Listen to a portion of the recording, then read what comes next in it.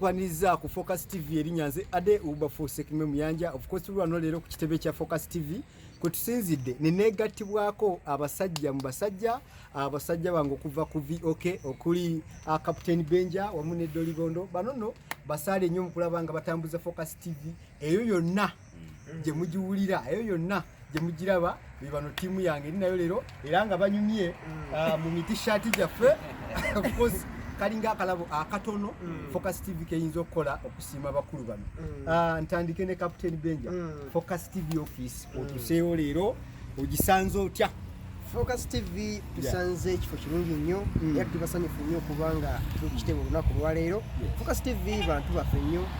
bava emabe nga tutamba nabo era basale nnyo ku radio okubanga batuwagira mu nteekateeka zonna twesimye nnyo okuba nga tusanze nga kimu kirungi nnyo era tusaba mwena bali eyo nga tonaba kulozaako ku Focus TV lozaako olabe ekirungi ekirimu twanyumye dda ziranyumye dda era n'abawala mujja kunyuma eyo omukulu nga babagambye Captain Benja by the way abamu beno benina bebamu kwabo icons aba ennyonyi enkeze program esinza okwata ndowooza ssaawa zino twogera ku mayengo ga VOK program ya kumaca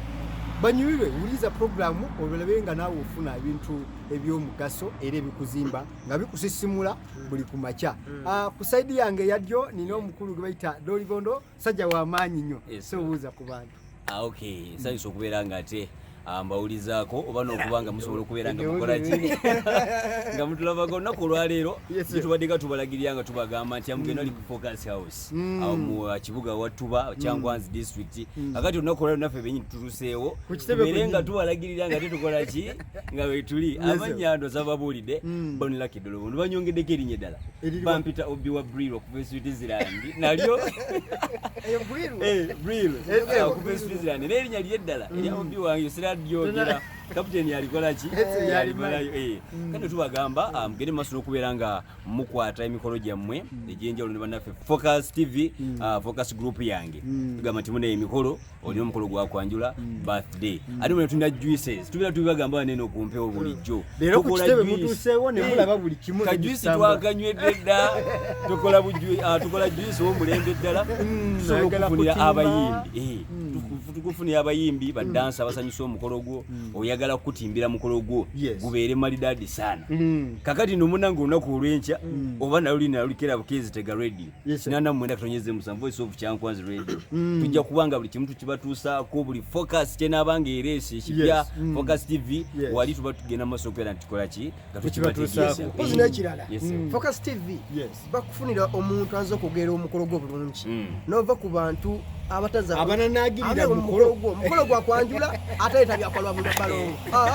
omuntu baleeta omuntu ayogera omukolo nga gwambaga n'aniriza abantu bulungi nnyo tugamba tufuna Focus TV oba beekwate babe nga batimba omukolo ne kajuisi ke kampomeddeko kajuisi kampomedde netwongera obajjukiza ku nsonga eyo Focus TV be bamu ku bantu betugenze maaso okubeera nga tutambula nabo okumala ebbanga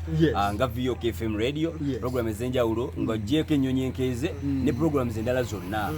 olubimbi super esala terimba program fast gutujja zonna banaffe ba Focus TV tugenze maaso okubeera nga tutambula nabo okumala ki okumala ebbanga ate nga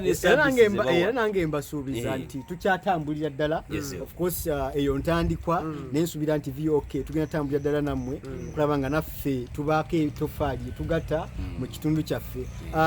Captain ne Dolibondo nyongero bajjukiza nti wano ku kitebe we muli ye Focus TV wesinziira okulaba nga managinga omukolo gwo we are event managers omukolo gwo tugukwata okuva ku kaadi ng'oyita abantu okujja ku mukolo